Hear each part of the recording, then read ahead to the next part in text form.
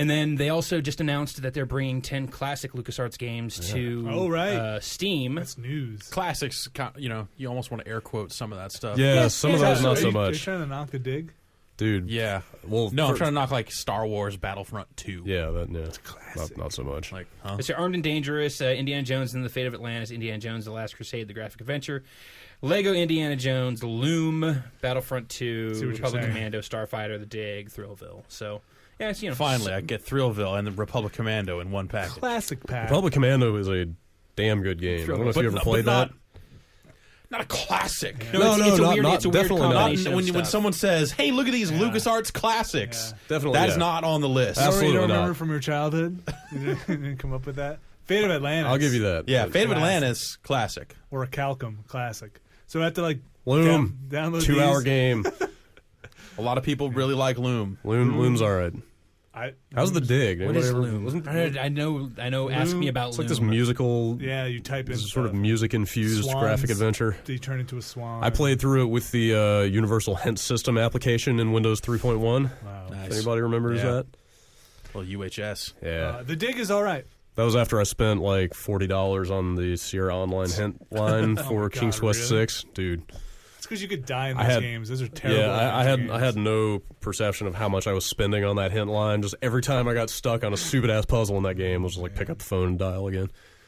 The dig is like Spielberg, am I right? Yeah, I think that was like the first big Steven Spielberg they game made a big thing. deal out of it, and I remember it coming out and everyone, that big deal suddenly drying up. Yeah. And a lot of people going like, oh, the dig. You're better off playing Fate of Atlantis, in my opinion. Yeah. One more bead. Some conspicuous absences on that list. Well, it definitely seems like this is LucasArts getting into this stuff. Yeah, and it seems like a lot of it's them saying, here's stuff you can't get on Scum VM. Well, yeah, like some of it you can, but it sounds to me like here's stuff we're not going to re-release with updated graphics. Yeah, maybe. Because I could totally see Day of the Tentacle coming back. Are you telling me that Zach McCracken and the Alien Mindbenders is coming out with updated graphics? I'm just saying. Yeah, just saying. Done. I'm in. Well, part of the announcement of all this stuff, I'm not saying LucasArts was saying that, or was hinting heavily at there being some iPhone games coming up, which, if I haven't mentioned already, Giant Bomb iPhone app available on the App Store right now, $1.99. Watch all your favorite Giant Bomb videos. It's in stores now. It's in the App Store now. Hey, $1.99. Is all that stuff you mentioned? I can't remember it all, but is it all licensed? Was everything you said Fate of Atlantis? You said Republic Commando. Is it all Star Wars or?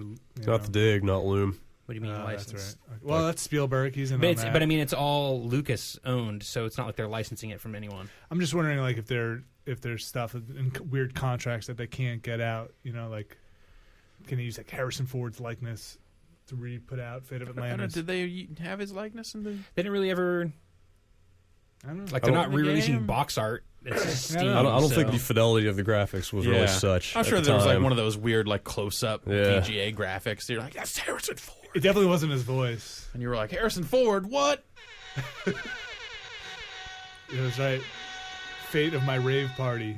People don't know Harrison Ford loves dancehall. He does, big time. And reggaeton. And Steam. So do you have to download like Scum and like download? Yeah, I'll be curious to see like what exactly the package is that comes out on. They're just like selling DOS box. Exactly, because like people have done that. Yeah. Like totally. Who was it? I think some of the id games. Yeah. Like run on DOS box. And that wouldn't be a bad solution. It's like it works well enough for the pirates, and I can't fault Lucas for wanting to get paid off of their games. So they would have to be totally transparent, right? Like if you use any open source project in a commercial venture, you have to.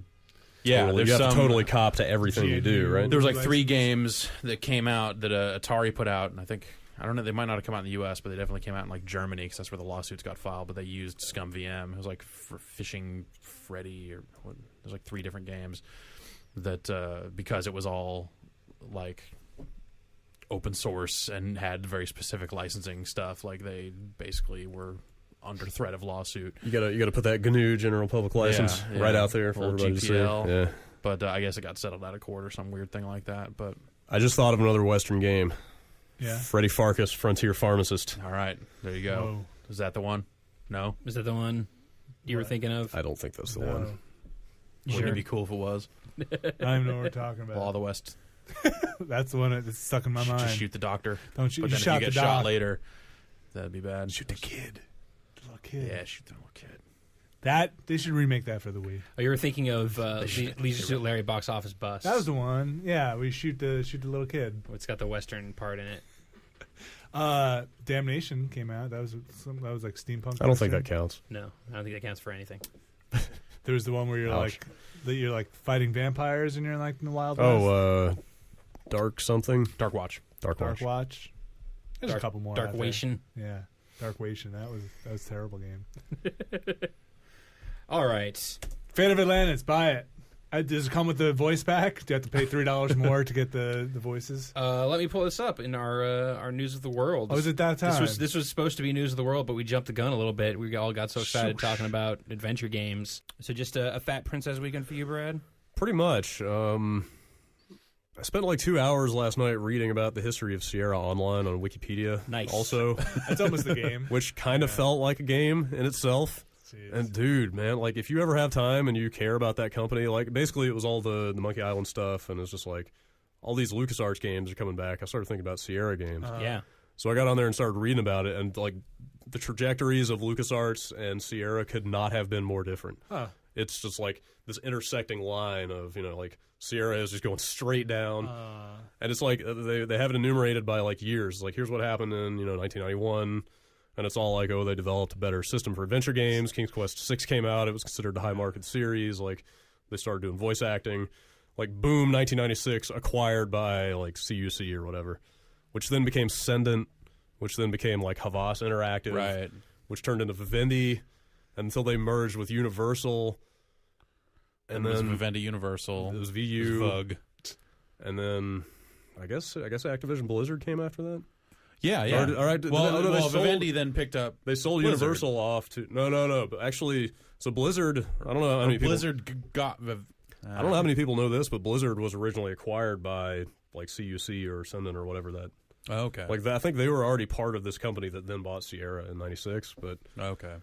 and I think Vivendi sold Universal to NBC at some point, and then Yeah, Universal Yes. got peeled off at a point. and there was there was some huge like financial book cooking scandal at some point With the that Sierra was involved in, sort of. Not, they weren't at fault, but Williams. and after that, the company like sold the whole games division off, and I can't remember what the order is. Anyway, like so, every step of the way, like you see the Sierra like internal culture and sort of mindset and development kind of traditions and stuff just getting more and more diluted and like beaten to the ground and just getting the shit kicked out of them.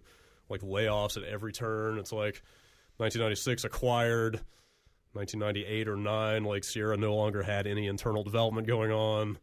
Like 2001, Dynamics closed. It's so depressing. Like, Well, I don't know. Like after, once we hit the aughts, it's not like Lucas had been doing particularly bang up. yeah, you're right about that. But now they're really making an effort to come back. Yeah. Well, now, with that and it's stuff also now. like it's sad that you're not going to see any of this stuff happen for.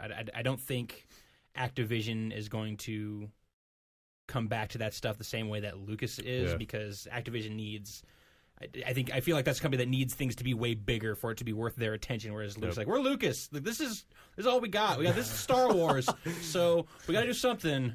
No one bought Fracture or Yeah, we put out a few too many Star Wars games. We got to kind of ease back on that. We had one that people liked, so we're going to kind of reissue that. But What else do we have? What else we got? adventure games. You guys like those? Well, they're doing a respectable job with it. Yeah, no, it's not. Yeah, I don't think that what Lucas has done thus far has been half-assed. I And it's been nice because it seems like it's within kind of.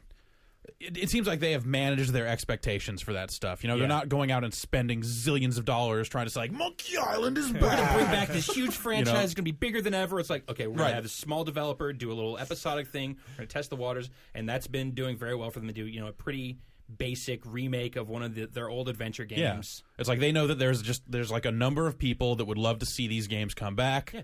So they're probably making it work on that budget and, Yeah. and in that scope, and that's the both- right way to treat those games. Both of those Monkey Island games, my understanding, did quite well. Great. Quite I well. have That's to nice to imagine hear. that they saw what Telltale was doing, with Sam and Max and everything. Was like, these guys kind of get it. Why don't we just let them handle this other property, like Monkey Island, like the remake. Well, of they it. didn't do like the remake. Yeah, who did? No, who did develop that? The whatever the Was remake that internal thing. at I LucasArts? don't know what the team is that did that. No idea. But like just like kind of like let them do it, like you know. Yeah, it's like okay, Telltale has figured this out. They've made this work. They are a small independent. Nobody else can developer make this that work. I presume is turning a profit or at least breaking even on whatever it is that they're doing. So let them do it. Yeah.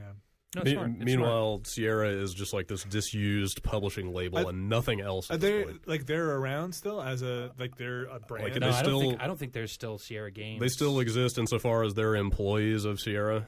Really? Like Like they have somebody at but Sierra.com? they're in turn they're really just employees of Activision, And It's been the like the XBLA stuff was like the last stuff that was out under the Isn't that golf game? that you do? yeah. it might be. Like Yeah, there's some weird like arcade releases that were being put out under the Sierra label. they owned They even called it Sierra Online or something. Yeah. like they owned like Fucked up. 4 internal developers. One of them actually was Swordfish, who did Blood on the Sand. Oh, right. Yeah. I can't remember how all that went down, but they had like those or not internal studios, but they owned the studios. Right. And like they did the 50 Cent game. They did. God, I can't even remember. This is why I hate Like Radical, I think, was under Sierra for a while, and they did Prototype. Right. But like all that stuff has either been sold off or spun back into Activision. Like Right. Like Radical's now just an Activision studio. exactly. So like for all practical purposes, Sierra Online no longer exists. And Yeah. it's just the most depressing thing. Like if you grew up playing King's Quest and Space Quest and stuff, and like reading about the day, like the Black Monday, that Al Lowe and the 2 guys from Andromeda were sacked, along with like half the company and all the internal development was shut down and stuff. It was just like, man. This is why I hate when I have to wipe out my computer, because if you can tell the history of companies by looking at your programs, and seeing what folder it's under. Yeah. It's like You can EA, Sierra. EA Games, Electronic Arts. So you can watch them rebrand themselves by how they install. There's like nested folders that are like Sierra, and then like underneath that. Why do we it's have like 3 what? different Activision folders? And you look at it like, why the hell is like Half-Life under? What happened? When did this? Whoa! Who published what? And it's like, all right, now there's just a Steam folder. Like everything's just hidden in this abyss of Steam. And so just Crazy. to top this whole pity party off, like in the depths of my despair last night when I couldn't sleep, I went on Steam and got the King's Quest collection, Did you really? and none of that shit works in Windows 7. Like none of it. Oh, so it just It's won't all load? just messed up for one reason or another. So Were you a big Sierra guy back Oh, in the yeah. day? Yeah, like, that was the I have, weird like, thing. No, It was- like the first King's Quest game was the only one I That's played. because you could die in them. That's not an adventure. you're like game. a big That's LucasArts guy, right? yeah, Like I don't big- know what it big is. LucasArts It's like guy. there's this almost religious divide where you played either It's Sierra for me, it's just the humor. or It's Lucas. just- Oh, I it's the- totally. It's the sense of humor that the LucasArts games brought that I made could me totally interested see in that. them Yeah, in the yeah. first place. Well, So- you kind of into Space Quest, right? There's like 1 or 2 Space Quest games that I played and enjoyed, Yeah. but I couldn't really tell you anything about them at this point. I remember trying to play Police Quest or one of the Police Quest games, probably like the Daryl Gates one or something. They're really goofy. Like, Yeah. really goofy humor. Which ones? The Police Quest or Space Quest. But yeah, Yeah. it's pretty cheesy. And I think some Slapstick. Leisure Suit Larry is really the most Sierra stuff that I've seen. Yeah. Actually, the second highest selling Sierra series ever after King's Quest. That makes sense. I just didn't like that you could die. You could Really? do something wrong, or you could forget an item. I thought and all be the like, that stuff sucked for crap." sure. But I mean, that was kind of endemic to adventure games in general. But Well, like the Lucas, I feel like the reason I really like LucasArts stuff is they encourage you to click on stuff, but you'd never fall in a hole or get eaten by a monster. I don't know. There's a I way thought- to die in Maniac Mansion. Is If it you really? did it right. Because you could drain that pool. Yeah. So if you put a character in the pool and then switch characters and refill the pool, dead. Game over. No, it continues without a character, which actually might as well be game over, I think, Okay. because there's things you can't do. Huh. You might be able to finish it with 2 characters. I'm not sure, but Let's go play Maniac Mansion. okay. This podcast is over. Maniac Mansion Endurance Run live stream coming soon. I bet there's You a know what? speed run. You could probably beat that game in like 10 minutes. Oh, dude, yeah. I got to a point where I could finish it pretty quickly. I might be down with that because I watched. So since I couldn't play those games, I pulled up some YouTube videos of them and like, Yeah. dude, I don't think there's any way I could play them now. Just like Oh. watching all the bullshit item combinations and stuff you have to go through, like just the hard. ludicrous leaps in logic that you have to. Just played Loom. This Loom is the one LucasArts adventure for some reason I actually played. I don't know why. That's probably the most Sierra-esque of them all, too. Maybe that's not surprising then. Loom. Loom. Loom. Oh, Loom. Loom. You know what? Loom is probably the only one that I never played, and I had to go back and play that one. Yeah. Yeah. Loom. Still never played Loom. There's the next endurance run, the back catalog of LucasArts adventure games. Loom and the Dig. Start to finish. I went back Peace and I out played to them both of you all, guys. all again recently, and they hold up. Which ones? All of them. Like the whole thing? Full Throttle, the Whole Dig, shebang. Indiana Jones, Day of the Tentacle. Sam & Max I didn't because I played that so much as a kid, so I kind of just like, oh yeah, I remember that. Well, did you cheat and or remember your way through them, or were you like figuring the puzzles out again? I played as you until I got went? stuck and then put up a guide. Okay, And I was like, all right. I don't have time for this. See, that's what I would do if I was playing King's Quest. I'd just sit there with the guide and just do everything it told me. You know? Yeah, I want to play Full Throttle again just to see how much of it I actually remember. Yeah, it's How'd you do? How long had it been since you played it? too long. But I never played the whole thing through. So Oh, okay. yeah, I never got. So there were end bits. I was like, whoa, all right, this is kind of hard. All right, not really an adventure game, but anyone ever play Afterlife with LucasArts? It was like they're kind of like I remember it, but no. heaven and hell kind of sim. This was like late 90s? This would have been That sounds sure, late 90s, yes. What'd you do? Like, what was it? It's just kind of like it came I out. didn't play a ton of it. It So came out like yeah. maybe a little bit before Messiah and that crap. But it was like it involved like soul. It was Come on, it was dude. kind of like Messiah's crap. a god game basically. It was like black and white, but you know there are souls going to heaven and souls going to hell. And kind of how stuff works. I don't know, just thought about it lately and never really played a ton of it back then, but was trying to figure out if it was any good or not. Revitalize that franchise. Afterlife 2: Fracture. Yes, we're going to finally bring back this beloved franchise, Fracture. People have been demanding it. Fracture had a lot of potential. That's the future, man. Mashups. Mashups of old, it's like games that aren't good enough to exist on their own. So Messiah, collect 50 them. Cent, Blood on the Sand. 50 Cent Blood on the Sand is good enough to exist on its own. 50 Cent jumps into other people and takes It's good them enough to over. inspire an achievement on the latest Gears of War 2 map pack. So, Yeah, Right. cultural infamy That's is right. what that game has. That's right. I like Messiah. That's just an Unreal Engine game getting recognized by the people that make Unreal Engine. That's all that is. That's a good. I hadn't Little considered brotherly that love. connection. Yeah. Saying you paid us money for that game, people know what it is. Yeah. So I think to cap off this conversation again, a new Day of the Tentacle game is where they should put their resources, right? You agree with me on that, Jeff? Yeah, definitely. Okay. Well, it's First-person shooter. Yep. let's First person RTS. Let's let Tales of Monkey Island breathe a little bit. Because my only fear is people are pumped up on this stuff right now, and I could see that going real cold, real fast. If they start pumping them out too quickly. if it comes too quick, people are like, I just finished playing this other classic LucasArts game or this remake or this episodic sequel. I can't do that again this quickly. So that was part of the tragic tale of Sierra. Was like right around the time they got acquired is when adventure game sales in general just started dropping off.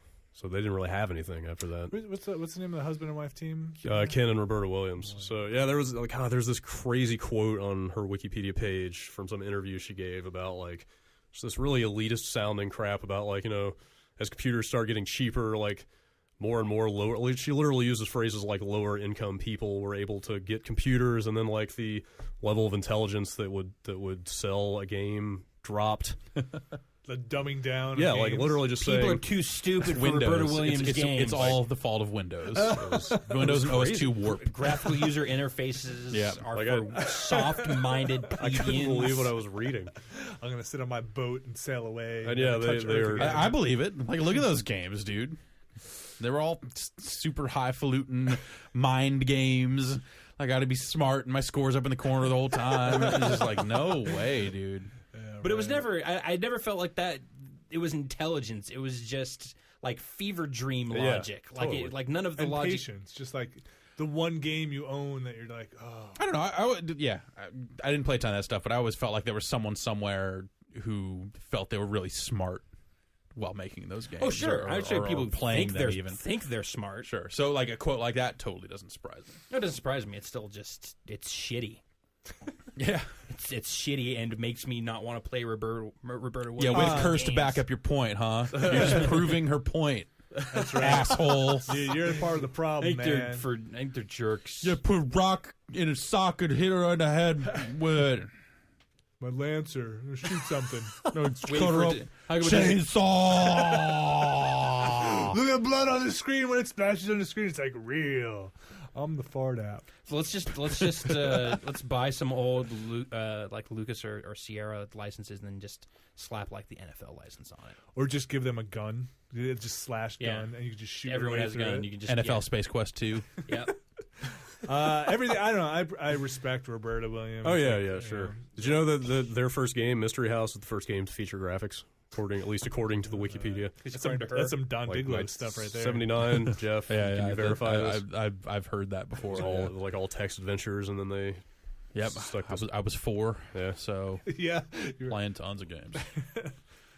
Uh, Actually, yeah, by the time I was 4, I totally was. But I was playing 2,600 games because, lower income idiots playing Superman.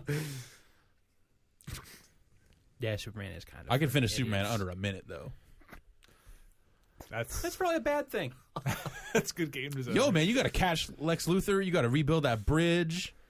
No, I'm saying it's a bad thing because you spend enough time playing Superman that you can do that in under a minute. could have learned the language in that time, and then- man. Whatever. and then I all- learned the language of rebuilding that bridge, walking into the phone booth, chain back to Clark Kent, and then walking on the bridge to win the game.